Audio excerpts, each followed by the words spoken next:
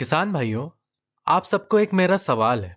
धान के खेत में किल्ले अगर ज्यादा निकल जाए तो पैदावार बढ़ेगी क्या? सोचिए, एक पौधे जिसमें 8 से 10 किल्ले आए हों, उसकी पैदावार कितनी होगी? और वहीं एक पौधा अगर 30 से 35 किल्ले निकालेगा तो फर्क समझ गए ना? आज मैं आपको एक ऐसा राज बताऊंगा, धान में किल्ले फूटने का असली फॉर्मूला, जिसमें डीएपी और जिंक का सही खेल भी छुपा है। लेकिन भैया जी, ध्यान से सुनना, आधा ज्ञान खतरनाक होता है। धान की फसल में पैदावार का असली आधार क्या है? ज्यादा से ज्यादा किल्ले। हर किसान यही चाहता है कि उसका पौधा घना हो, किल्ले निकले और बालियां भरपूर बने। लेकिन दिक्कत कहाँ आती है? बहुत से किसान कहते हैं धान बड़ा तो हो जाता है पर किल्ले नहीं निकलते। असल में कारण है पोषक तत्वों की कमी और गलत समय पर खाद डालना। धान के शुरुआती 20-25 दिन, मतलब रोपाई का पहला महीना, यही वो एक गोल्डन टाइम है जब पौधा किल्ले बनाने की तैयारी करता है। अगर इस समय पौधे को पोषक तत्वों की कमी हो गई तो बाद में कुछ भी कर लो, किल्ले कम ही आएंगे। तो भाइयों, सबसे पहली सीख, किल्ले निकलने का खेल शुरू होता है रोपाई के 20 दिन के बाद। अब आते हैं असली फॉर्मूले पर। धान के किल्ले के फुटाव के लिए 3 चीजें मिलाकर देनी चाहिए। पहला यूरिया, दूसरा जिंक और तीसरा सल्फर। रोपाई के लगभग 20 से 25 दिन बाद क्रॉप ड्रेसिंग करें। खेत में नमी बनी रहनी चाहिए। 1 एकड़ में लगभग 30 से 40 किलो यूरिया मिलाना है। उसके साथ 33% वाला जिंक सल्फेट डालना है।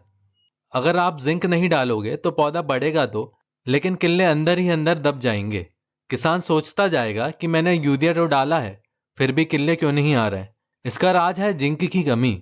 अब आते हैं वीडियो का बहुत ही महत्वपूर्ण हिस्सा। सुनो वो गलती जो 90% किसान भी कर बैठते हैं। अक्सर किसान भाई डीएपी और जिंक को एक साथ मिलाकर दे देते हैं। और भाइयों, ये दोनों दुश्मन है।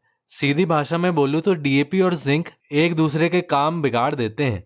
डीएपी डालते समय अगर साथ में जिंक डाल दिया तो डीएपी का फास्फोरस और जिंक दोनों का असर आधा हो जाता है। तो सही तरीका सुन लीजिए।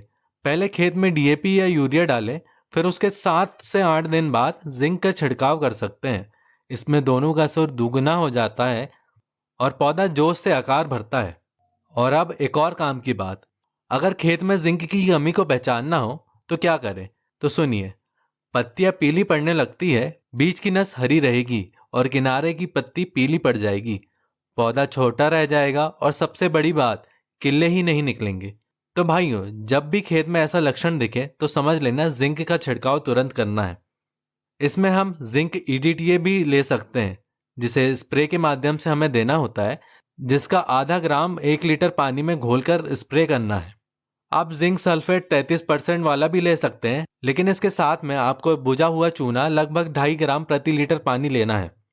अब सोचिए किसान भाई, अगर आपके पौधे में 30 से 35 किल्ले भी आए और 80% किल्ले बालिये में बदल जाए तो 1 एकड़ में पैदावार कितनी बढ़ेगी?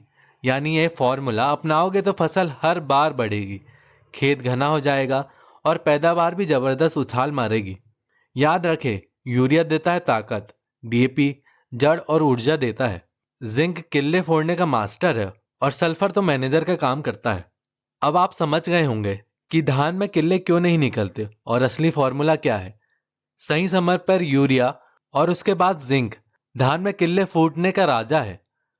तो अगली बार खेत में जाइए और इस फॉर्मूले को अपनाइए और खुद देखिए अपने खेत का हरा भरा नजारा। अगर आपको ये वीडियो अच्छा लगा तो शेयर करना मत भूलना, क्योंकि किसान का साथी किसान ही होता है।